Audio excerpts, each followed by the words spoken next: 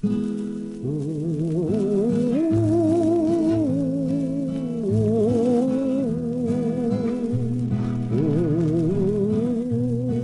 boys and girls. Listen while I tell you about a great American legend, the legend of Paul Bunyan. Oh, mighty Paul Bunyan, he lived long ago. His strength and his goodness helped America grow. When Paul Bunyan was just 1 month old, he placed his baby hands around a young maple tree and tore it out of the ground, roots and all.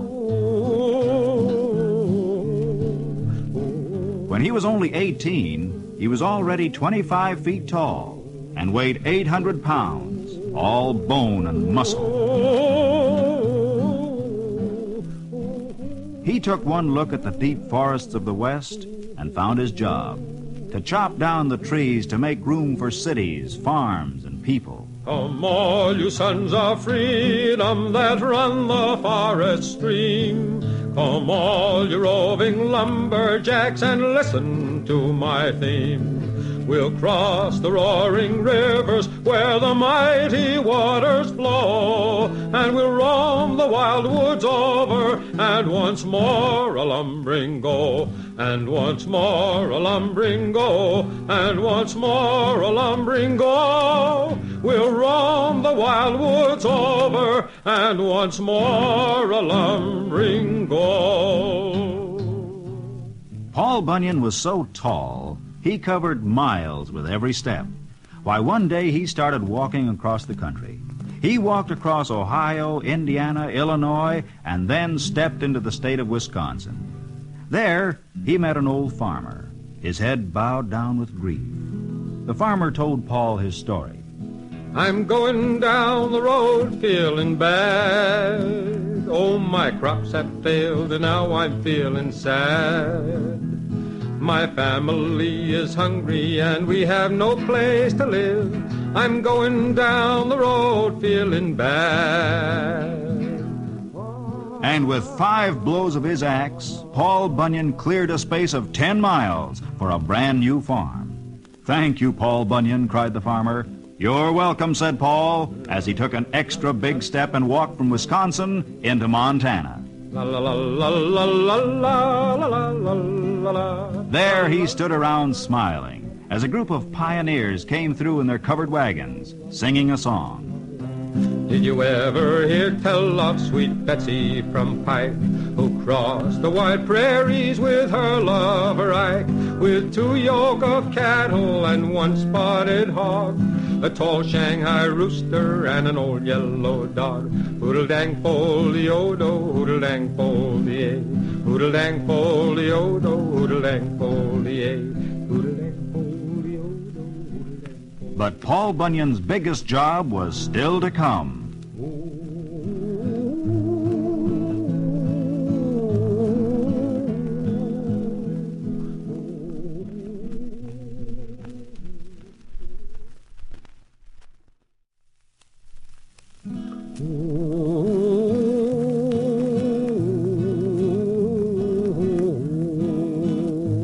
Yes, Paul Bunyan did some remarkable things, all right. As a soldier in the Revolutionary War, he faced a whole line of cannon. As the Hessian soldiers fired at him, he picked up a tree trunk and batted their cannonballs right back, like baseballs. Once, when pirates were roaming the east coast of the United States, he splashed his foot in the ocean and started a wave that sank the whole pirate navy. Oh, and I almost forgot. He also built the Rocky Mountains. Paul grabbed a hill with either hand with a ring-ting-a-tim-ring-a-tid-not-nay, and set them down so they would stand in a row. He built the Rockies up so high the topmost peak held up the sky, with a ring-ting-a-tim-ring-a-tid-not-nay. Then came the biggest job of his life. The country had no inland waterway large enough for big ships carrying heavy freight. So Paul Bunyan began to dig. Soon he had scooped out hundreds of miles of earth.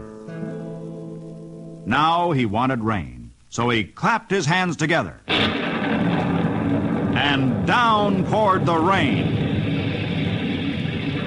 until the holes in the earth were filled with the Great Lakes. La la la la la la la. Now, one of the Great Lakes was named Lake Erie, and the town of Buffalo was on its shore. It took just another day's work for Paul Bunyan to dig the Erie Canal from Buffalo to Albany, and the inland waterway was completed. We were 40 miles from Albany, forget it I never shall. What a terrible storm we had one night on the Erie Canal. Oh, the Erie was a-rising, and the boat was dipping low. And I hate to think that we might sink before we get to Buffalo, before we get to Buffalo, before we get to Buffalo. In his later years, with his big jobs done, Paul Bunyan went back to one of his favorite hobbies, mountain making. But this was a mountain for children, a rock candy mountain. Oh, the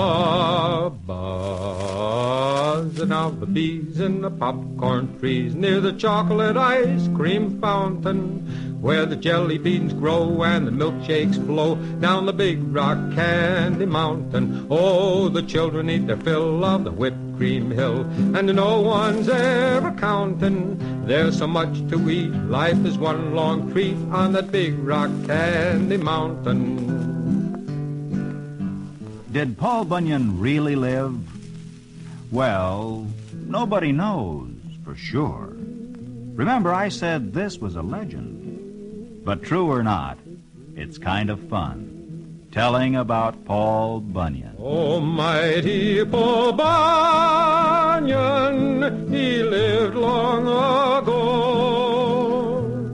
His strength and his goodness helped America grow.